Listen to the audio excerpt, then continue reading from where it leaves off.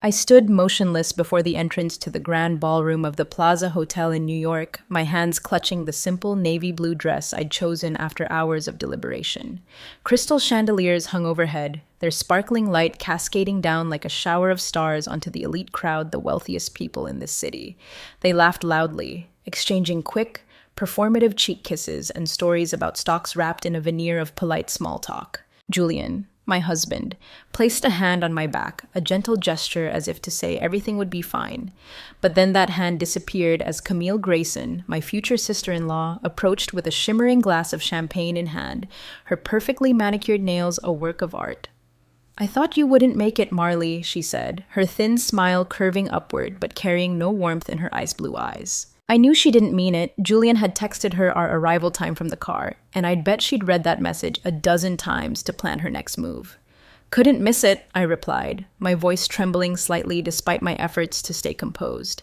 She tilted her glass toward me but didn't fully offer it, forcing me to reach for it. I took a sip, the champagne's bitter taste a far cry from the cheap bottles I'd known back home in Kansas. Julian whispered something about needing to discuss tomorrow's schedule with his father, then walked off, leaving me standing there with Camille like abandoned prey among wolves. She led me through the ballroom, her high heels clicking steadily against the polished wooden floor. We wove past tables draped in pristine white linens, crystal glasses lined up like a small army, glinting under the lights, and name cards handwritten in elaborate script I'd never learned to mimic. I searched for my name, but after circling the room, I stopped, frowning.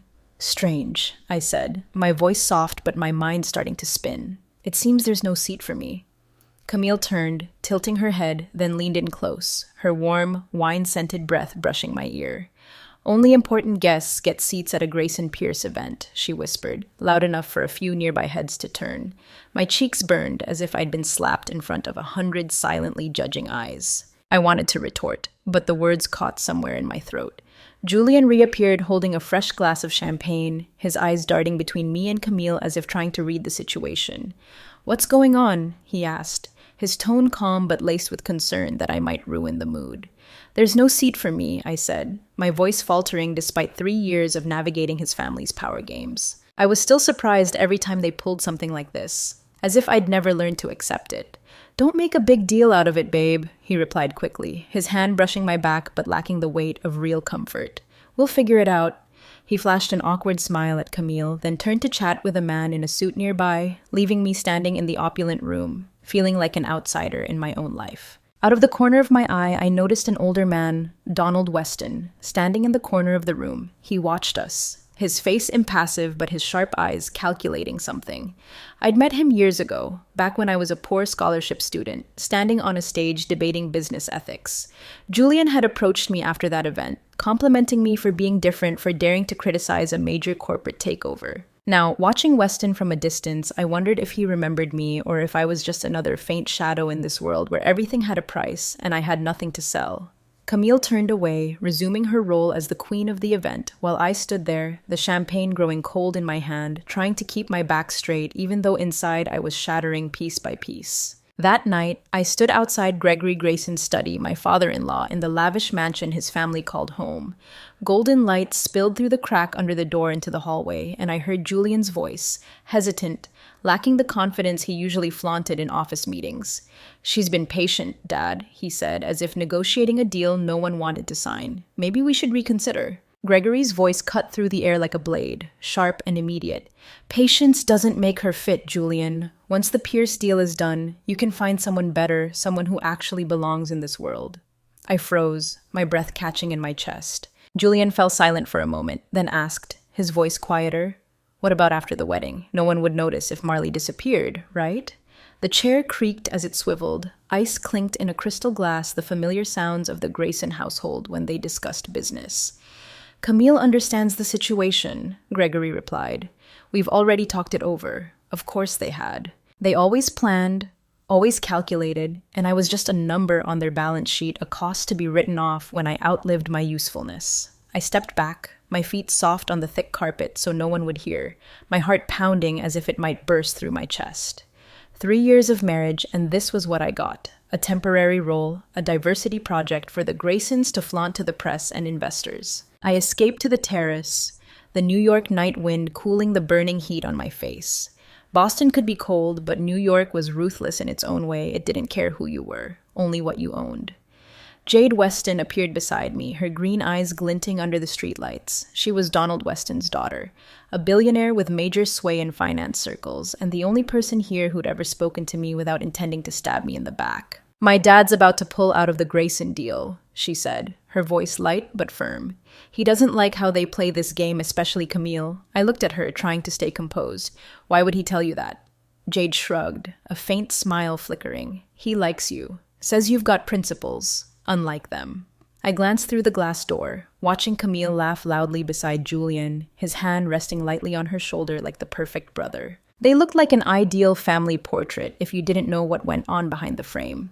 "If the people closest to you left you standing alone," I asked, my eyes still fixed on the scene, "what would you do?" Jade tilted her head, her gaze sharp like her father's.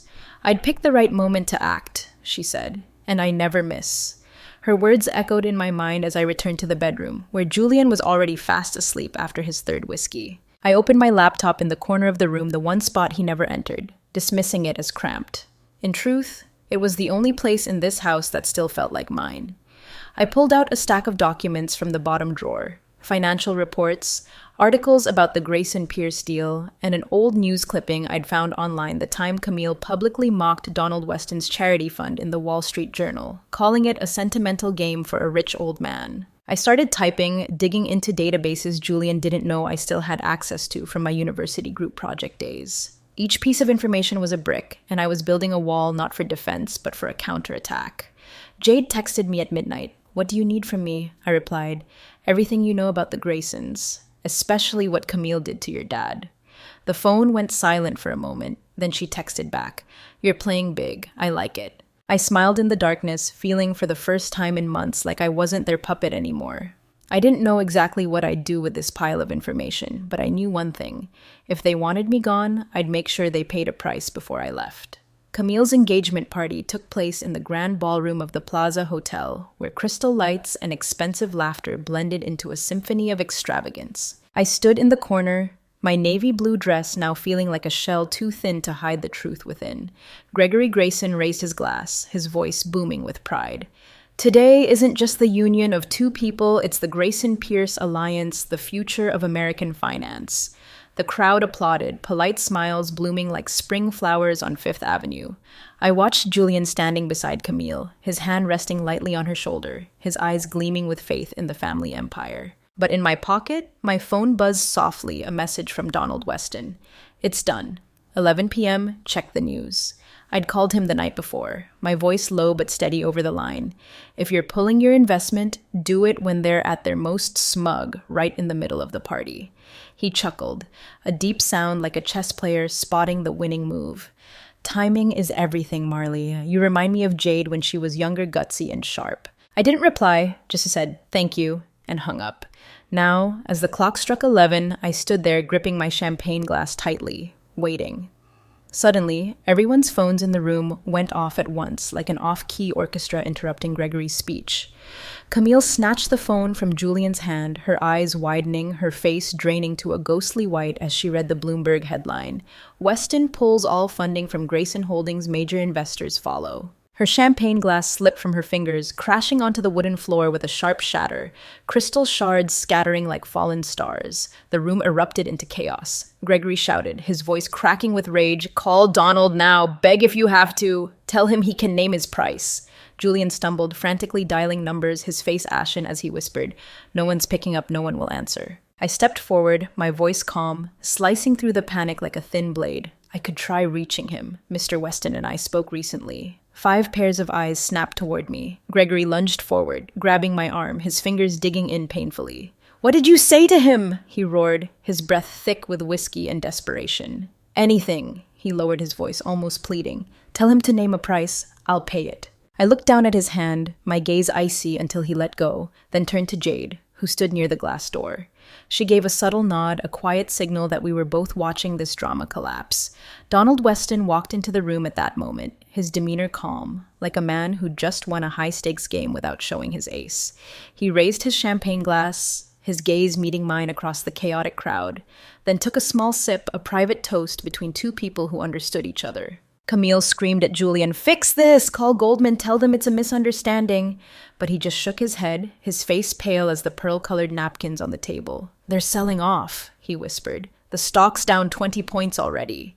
Gregory hurled his phone at the wall, the crash silencing the room for a split second before the murmurs erupted again. Harrison Pierce, the father of Camille's fiancée-to-be, stood up, tapping his knife against a crystal glass to draw attention. His voice was frigid, like a surgeon amputating an unsalvageable limb. "Due to today's unexpected financial developments, tomorrow's wedding will be postponed indefinitely." Camille collapsed into a chair, not the graceful faint of a movie star, but an awkward, clumsy crumple, her sobs rising like the cries of a wounded animal. "Dad, fix it!" She pounded on Harrison's chest, her glossy nails now streaked with mascara. "This is my day." But he pushed her away, his face hardening into stone. I didn't smile, didn't feel joy. This wasn't a victory to celebrate, it was a consequence, the fallout they'd brought upon themselves after years of treating me like a disposable decoration.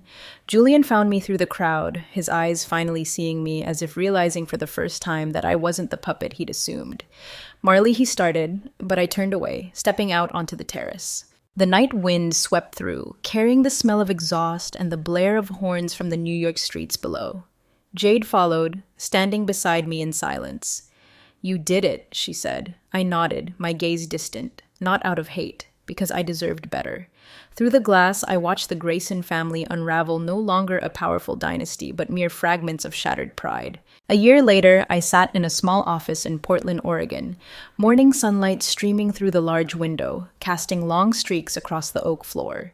The rough-hewn wooden conference table in front of me was where my small team had just wrapped up a meeting, approving a sustainable energy project led by two brilliant engineers from Detroit people, with no pedigree but plenty of grit. I looked up, catching sight of the framed business license on the wall, Harbor Ethics Partners, with Donald Weston's name gleaming beside mine like a mark of trust. Sometimes, I still couldn't believe how far I'd come from a lost Kansas girl adrift among New York's elite to a woman building something that actually mattered.